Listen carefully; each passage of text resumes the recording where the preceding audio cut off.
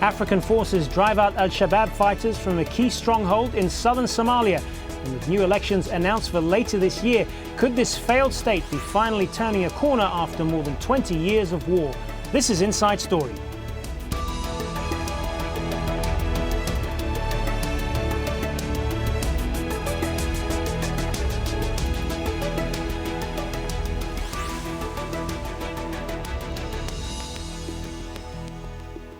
Hello and welcome to the program. I'm Hazem Seeker.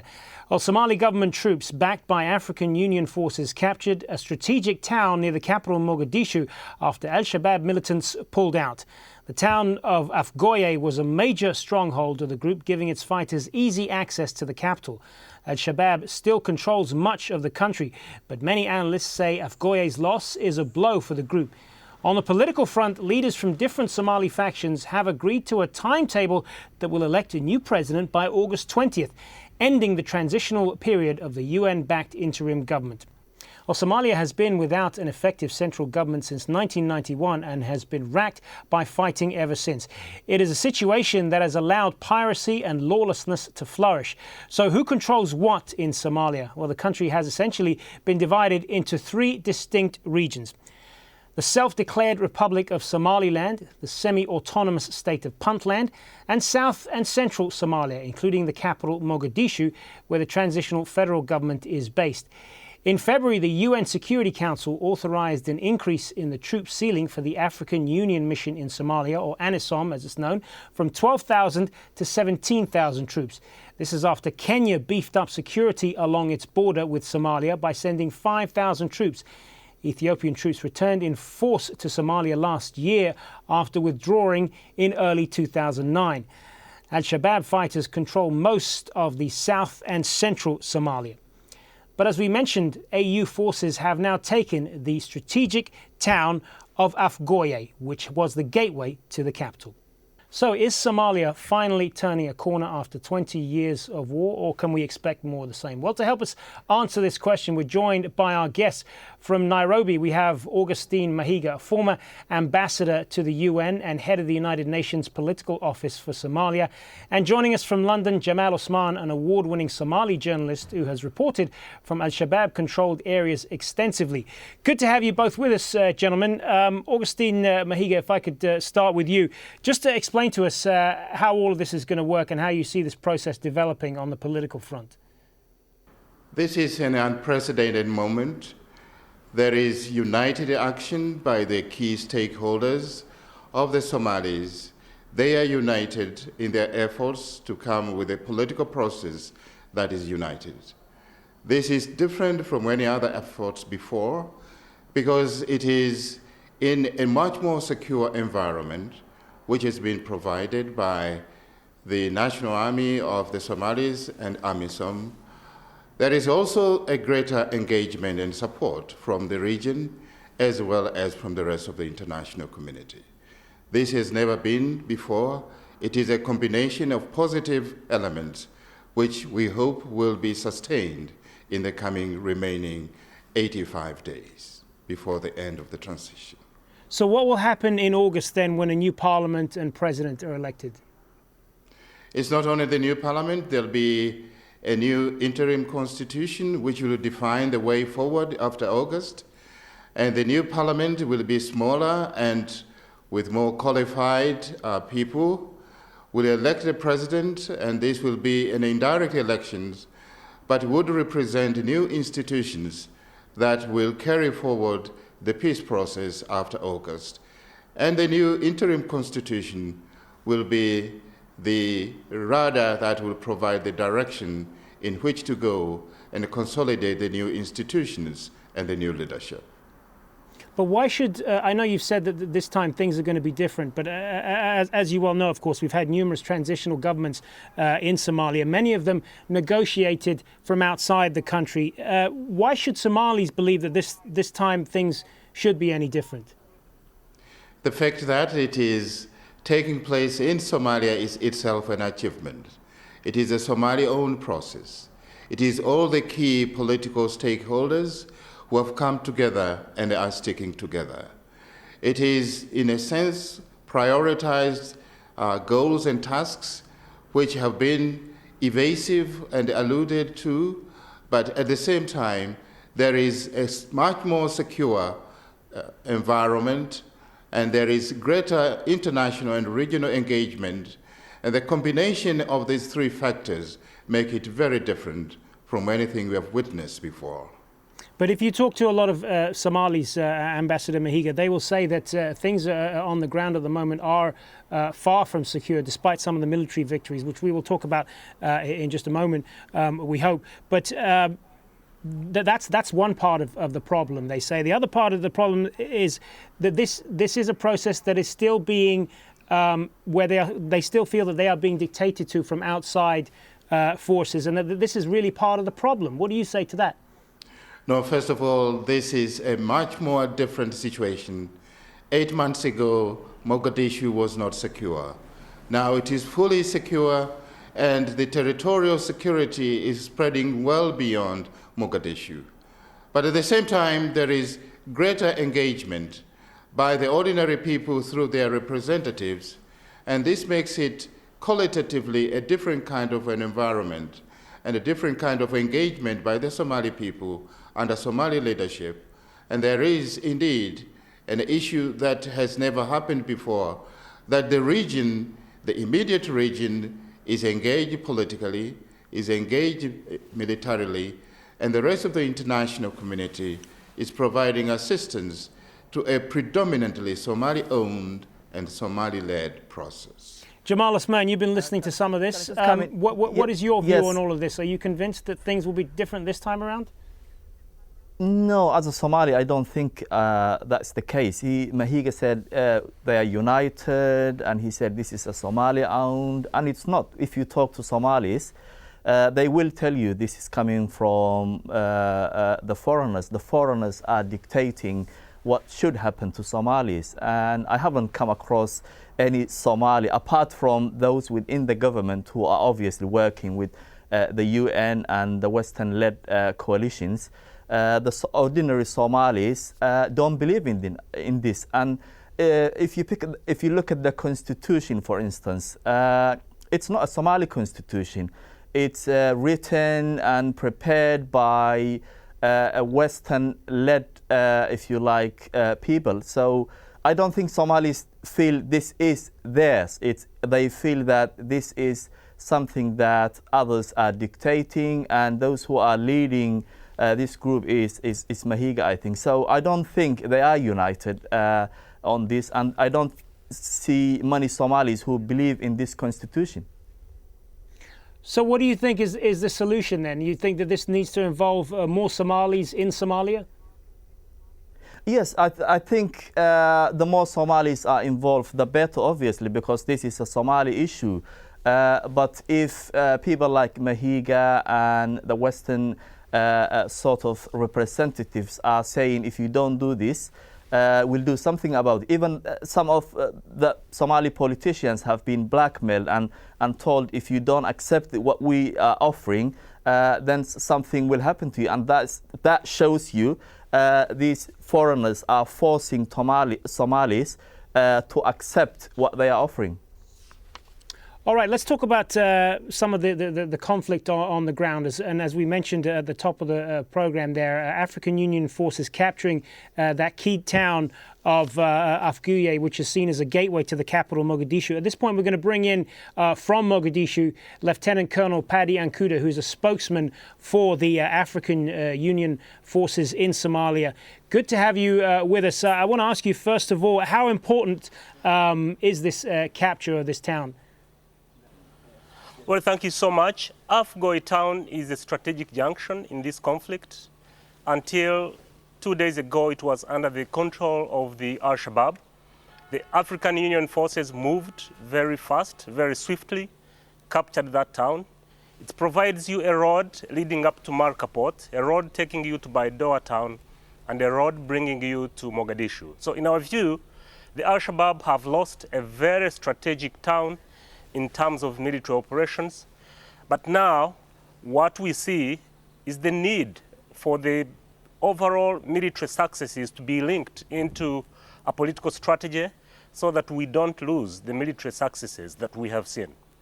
So what's the end game here? I mean, what is your ultimate plan here on the ground as far as the battle with forces like al-Shabab? Well, first of all, the Afgoye town was a home to over 400,000 people, and until we took it from the al-Shabab, the international community could not deliver humanitarian aid to the displaced people. Now, from yesterday, the entire Afgoye corridor is open, and therefore it can no longer be an obstacle. People can get aid from the international agencies. I mean, sorry, let me jump on that. They were getting aid. I have traveled to Afgoye last year during the height of the famine, and some aid agencies, not all of them, were delivering food to Afgoye. So I think that's inaccurate to say the aid agencies were not delivering food to those areas. Yeah, I want to ask you as well, Jamal. I mean, we've mentioned about this, the fact that this is a key strategic victory for African Union forces. Al-Shabaab forces are saying that this is a tactical retreat and they will be back. Do you believe that?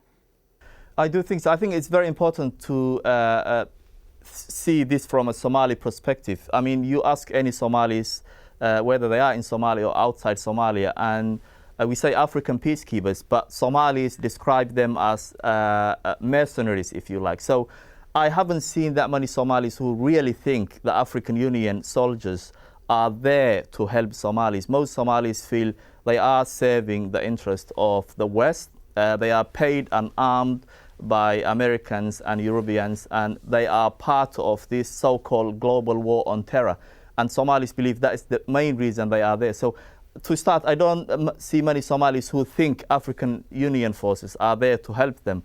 And in terms of al-Shabab, al-Shabab were not defeated as such. They vacated. So they still have their fighters, they still have their military equipment, and they are Somalis. They can easily go to somewhere and then come back. So I don't think al-Shabab are even outside Afgoye. They are around, and they are Somalis, and they can come back whenever they want. And they keep attacking places like even Mogadishu and other places. So they are not defeated yet, I think. Ambassador Mahiga, if I could turn back to you, doesn't this plan need to include groups like al-Shabab at some point? Because eventually the fighting has to end at some point, and isn't it inevitable that there will have to be some sort of political solution that will involve them? Definitely, this has been the objective not only of the key stakeholders in Somalia now who participated in the current peace process, but it has been the position of the United Nations Security Council to invite elements of the Shabab to renounce violence and join the peace process. I hope sooner than later they will also be part of this process. I know it is something that has to begin from somewhere, but definitely the future of Somalia has to be more inclusive than it is now by including elements from the al-Shabab.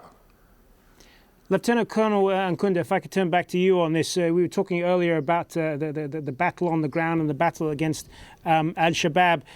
Is this battle being coordinated at all with the Kenyan forces that we mentioned at the top of the program to the south, and the Ethiopian forces on the western borders who've also been fighting al-Shabab? Well, the Kenyan forces were approved by the United Nations to join AMISOM. And what is happening now is that the government of Kenya is attempting to conclude the memorandum of understanding with the African Union so that they can legally fall under AMISOM and integrate officially under AMISOM. However, they've been doing a great job. They've kept Shabab at bay. The Ethiopian forces, on the other hand, are very ready to hand over to AMISOM forces for as long as AMISOM is ready to deploy all the battalions that have been decided to deploy in Baidoa, in Ba and Bakol region. And therefore, we think that in the coming days, we should see a scale-up of operations against the Shabab that should be able to anchor very properly into the political process that is ongoing. Do you believe the tide is turning against al-Shabab? Well, we can't give a time frame as such. But what we know is that we have a mandate that is running, And for as long as it is running, we will be able to conduct our operations within that framework. And when there will be need for the international community to renew that mandate, I think they will not hesitate for as long as the political process is ongoing. Jamal Osman, if I could turn back to you on this, I want to ask you as well, I mean, because you mentioned about the idea that much of this, Somalis feel that much of this is being imposed on them by outside forces, and that you don't feel that is really the way to go. Can we learn anything then from the autonomous regions of Somaliland and Puntland in the north? These are two functioning territories that have managed to pretty much work without much international assistance or involvement. Should that be the template for success in the rest of Somalia? I think Somalis have proved that they can solve their problems if they are left alone. And as you mentioned, Somaliland and Puntland have proved that, because it's a Somali-led issue. They came together and said, let's solve our problems. And they are stable. They have got functioning systems. And South and Central could be done exactly the same. But I think the key issue is that the African Union and others are saying we want to liberate Somalia. But who are you liberating Somalia from? Somalis. Al-Shabab are Somalis. And the only way you can bring peace and stability is to let Somalis talk to each other and negotiate. And I believe personally, and I have talked to Somali officials and al-Shabab, they can come together and reach a peace deal if they are left alone. But you have foreigners who are telling Somalis in the south what to do, and that is making the situation worse. Ambassador Mahiga, what's your response to that? Leave the Somalis alone, let them deal with their own problems themselves. It has been 21 years and nothing has been done. I know the ordinary Somali would want to see peace and stability come. And the ordinary Somali would certainly welcome the assistance of neighbors and the international community to facilitate solving that 21-year-old crisis and entering into the 22nd year. The examples of Somaliland and Puntland, of course, shows that Somalis, by themselves, can craft a political system and dispensation. And this is what we are seeking to be incorporated in the coming draft constitution. The Somalis will decide and will learn from the experience of the others, but at the same time, we would want to see a united and integrity of the Somali territory, but whatever is the future has to be decided by the Somalis. The rest of the international community can only assist. Somalia will not be the first country to be assisted by neighbors and the rest of the international community, because international peace and security begins from regional stability. What happens in Somalia is not only entirely for the Somalis, because it is affecting the rest of the world. It is affecting the peace and stability in the form of piracy, in the form of spillover of the problems inside Somalia, and there has to be this partnership, which is essential and an obligation of the rest of the international community to help assist the Somalis. But the leadership is there, I would like to ask, and the ownership is there. Yeah, Jamal Osman, I saw you shaking your head there. I would like to ask one question to Mahiga. He said the regional governments do you really think Ethiopia and Kenya would want to see Somalia as a stable country? Do you really think so? Ambassador Mahiga? It is in the self-interest of all neighbors to Somalia, but also it is of mutual interest to the Somalis as well. Like it is in any region, good in neighborliness. The stability of one means the stability of all. The instability of any country, in any neighborhood, in any region, is instability of all. It is of mutual interest and accepted international and regional practice that there is good neighborliness, and it is for the interest of Kenya, of Ethiopia, of Somalia, of Djibouti, for Somalia to be peaceful and stable. And this cannot be an exception to any part of Africa. All right, I want to turn back to...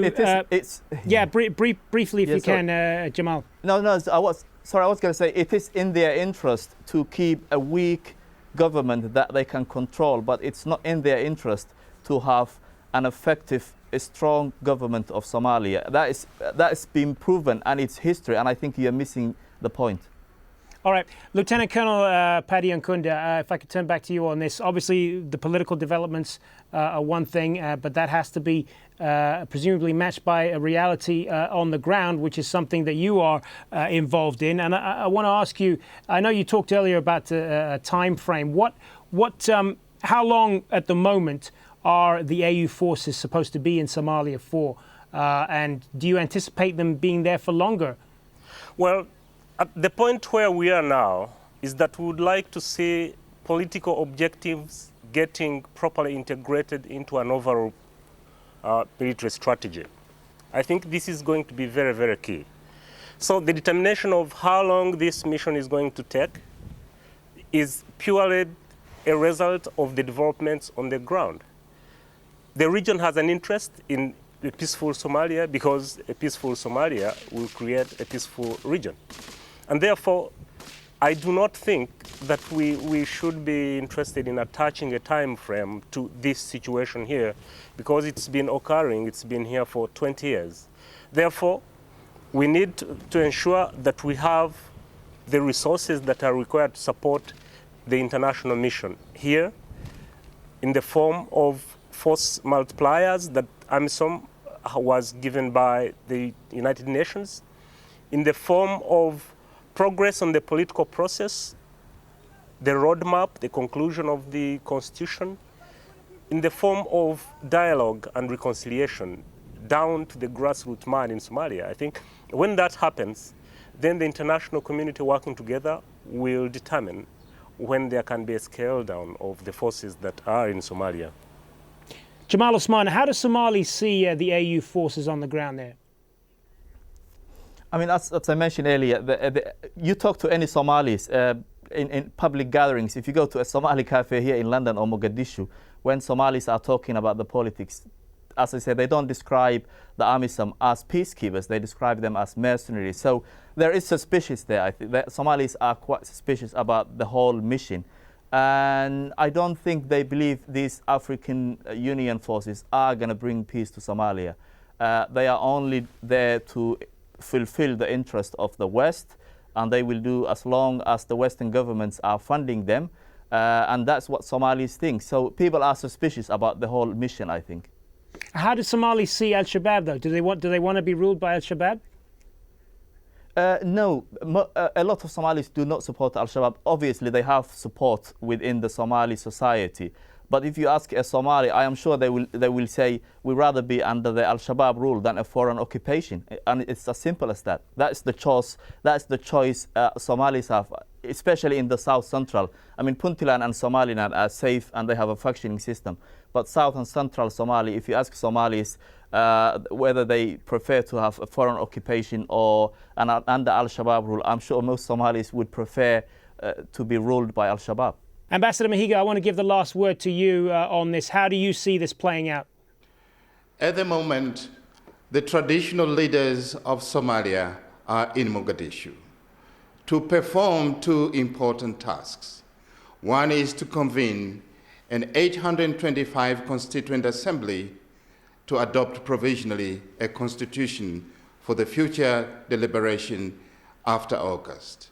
The second is to select and appoint new members of a leaner and more qualified parliament, which has to happen before the end of the transition.